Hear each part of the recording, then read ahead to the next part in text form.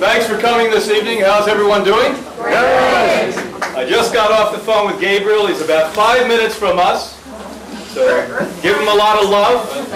He's going to land. You know, it's tough when you go out on the road and you're speaking like this. But I can tell you, I did the foreword to the newest book that he's going to be addressing. And the work that Gabriel has been doing over the years, as we've been doing here, has without a doubt proven that diabetes is not a disease. It's literally a choice. Either you choose to be totally out of control to the point where you end up with a disorder of the blood sugar, or you choose to be in control of your life. And he'll express the work that they've done and the research that they did on this matter.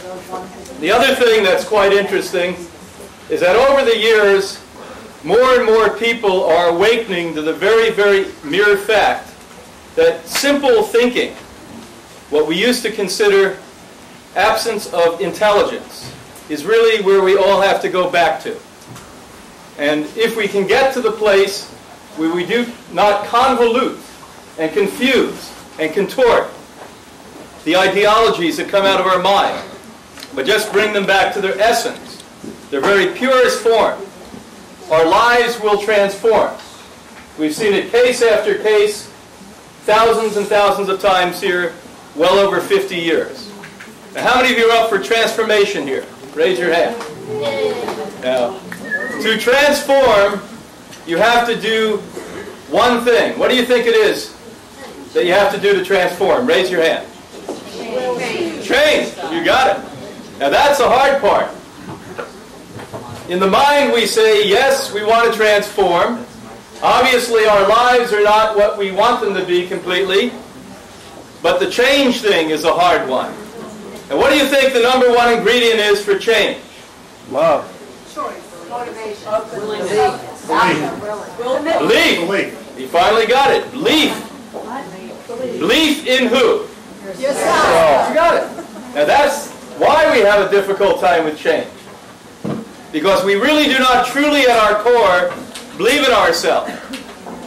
We have a difficult time believing in ourselves because we believed in what others projected onto us. And you slowly but surely started to take those as truths. You became the person with less capacity because you believed that you had an inability to do as much as your dreams would create. Now, many years ago, I was on a radio program with Gary Knoll, and in those days, I was using the rhetoric a lot, I guess, called complete health, complete health. What is complete health? And he asked me that, and I had never thought about what complete health was. And I was shocked I gave the right answer when I listened to the tape.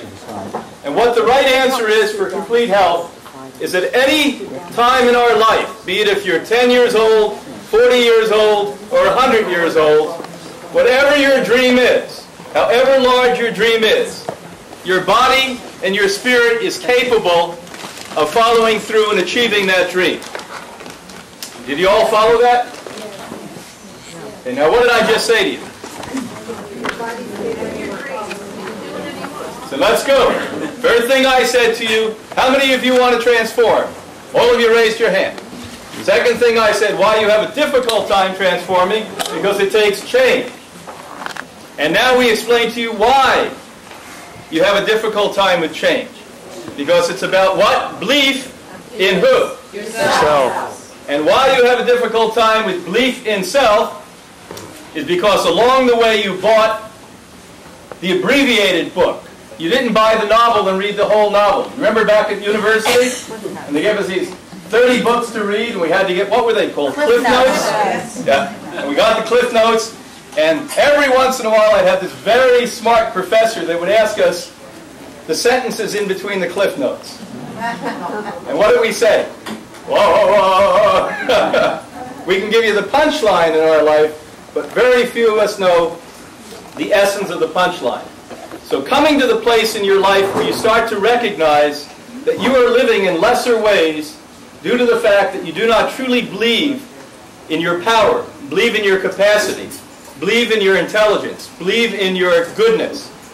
That's why we have difficult time changing. I've never seen a child who was encouraged and loved and supported, that wasn't totally capable of changing on any split second. Is that not true? True. We create within our minds capacity or lack of capacity. And what we must do as human beings is transform ourselves now by changing the view of who we are. And when we do that, when we change the view of who we are, we actually help to change the view of humanity. Because it is one person outward.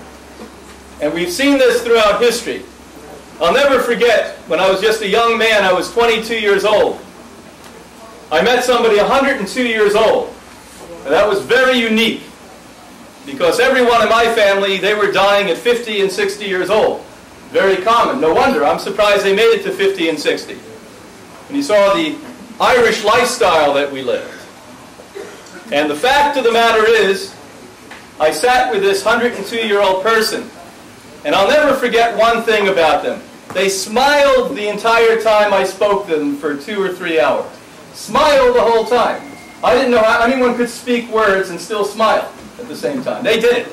They achieved it. And the one thing I remember more than anything else about that extraordinary encounter, that beautiful experience that I was given as a gift at a young age, is I said, why do you think you're as old as you are? And even a bigger smile came over his face. And he said very simply, he said, because every day I recognize there's a whole lot more to learn.